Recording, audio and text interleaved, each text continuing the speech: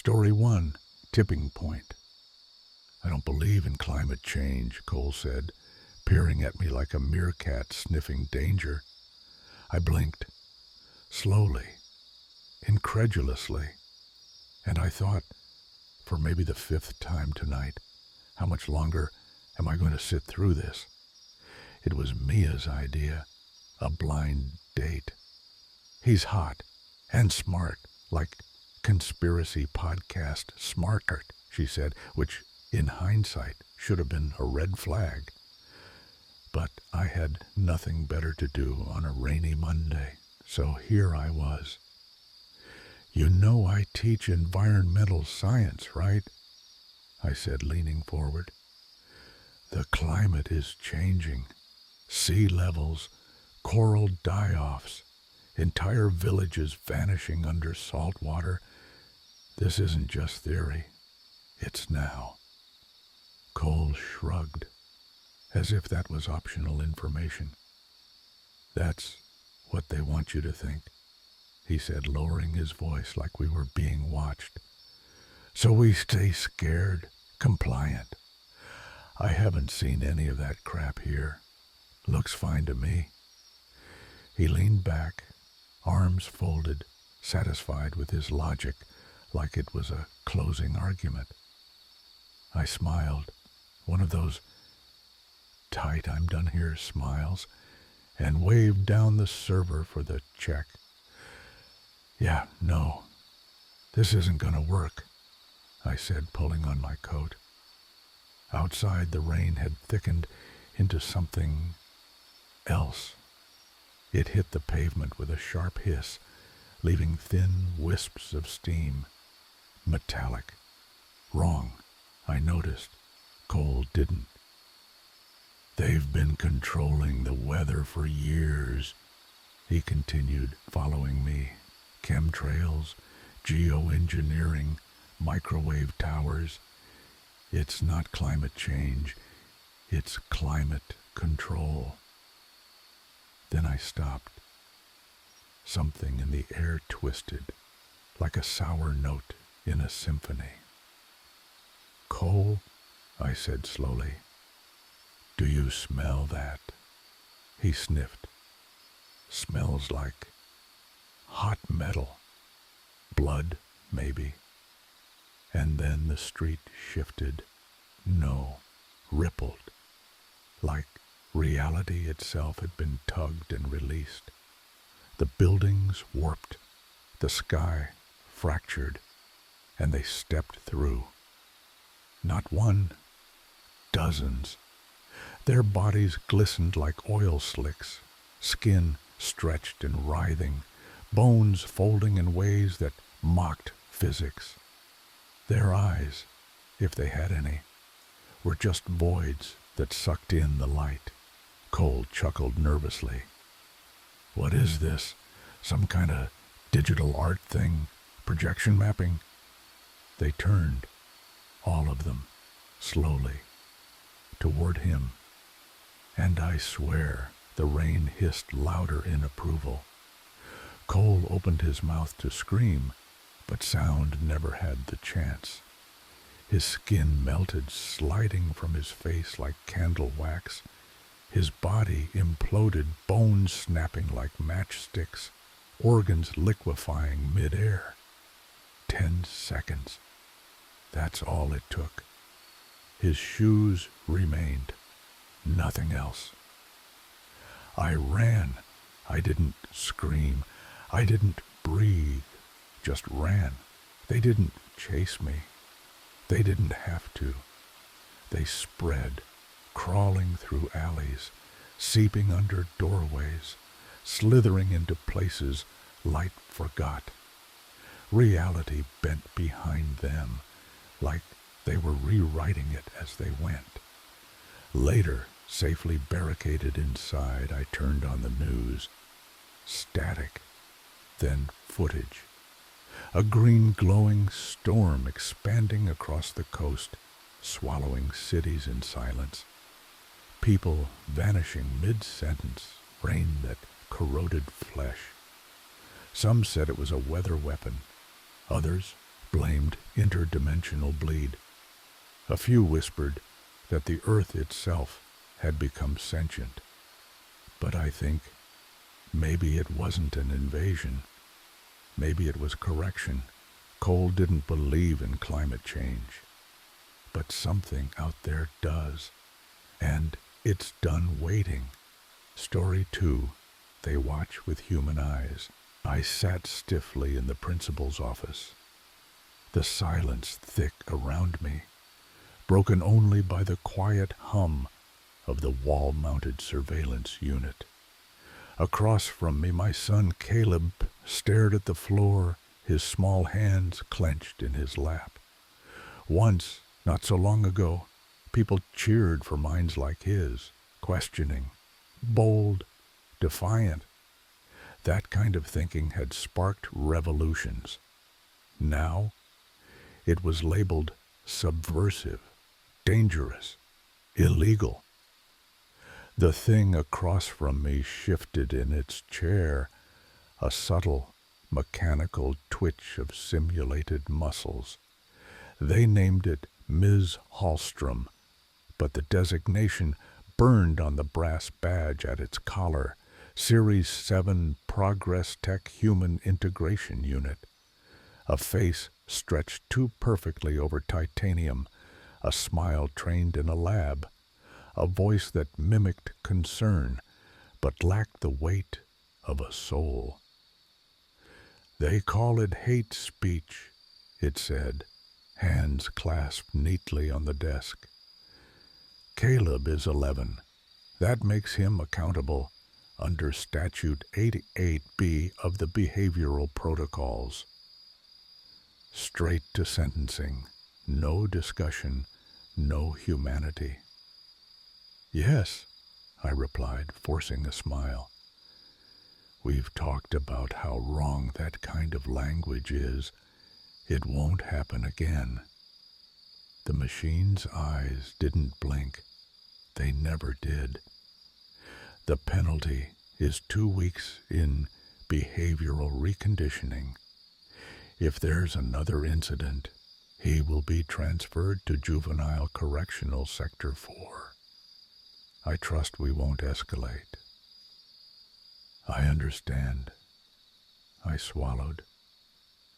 May I speak with my son privately? It nodded once.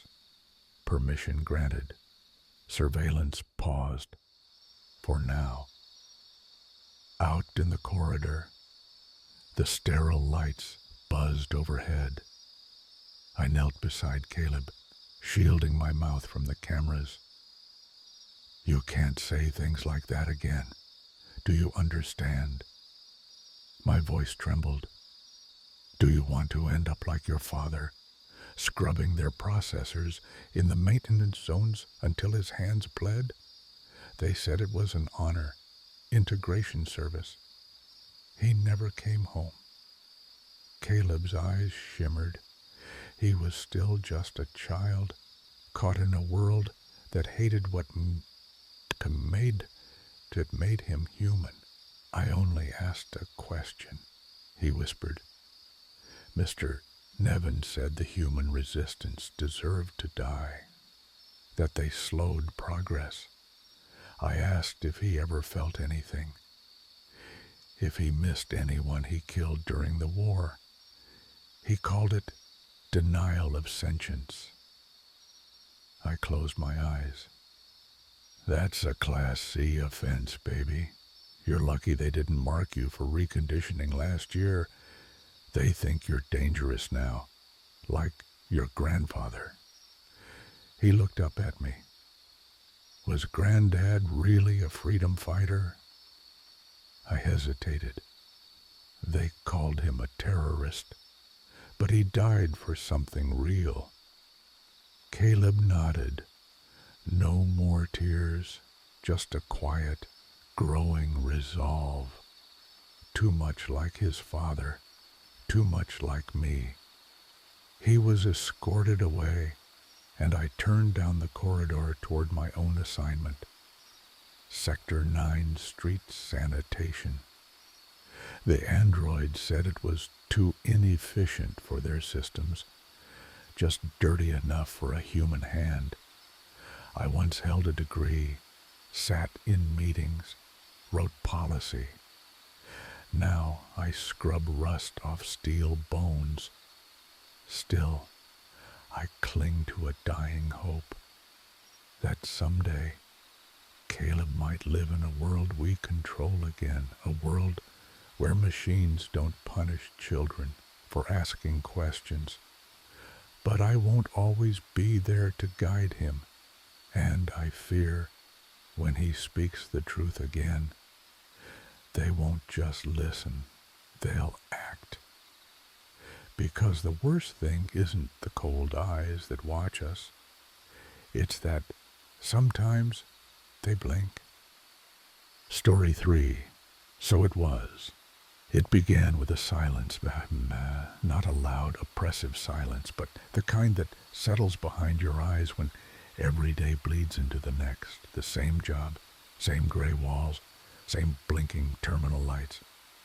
You worked it because you had to earn a living, or more accurately, to rent being alive. Owning anything, a fantasy, something people in history books did.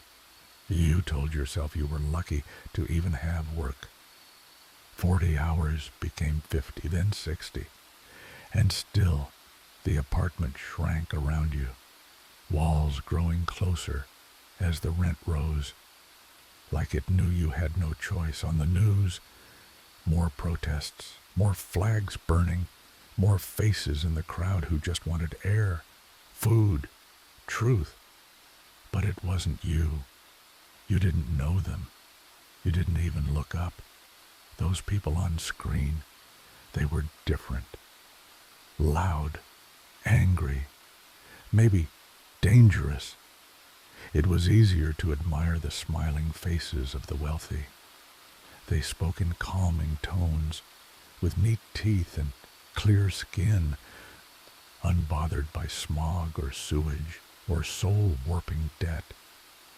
They said things were getting better, and you wanted to believe them. Then the prices rose. Not suddenly, incrementally. So slow it felt like your fault. Travel became impossible. If you weren't considered a contributor, you didn't get permission to leave. Deserving citizens were offered incentives to start families. You were one of the lucky ones. A government envelope arrived. Inside was a thin, faded letter congratulating you on your patriotism. They misspelled your name. Later, you learned the undeserving were quietly sterilized. Others just vanished.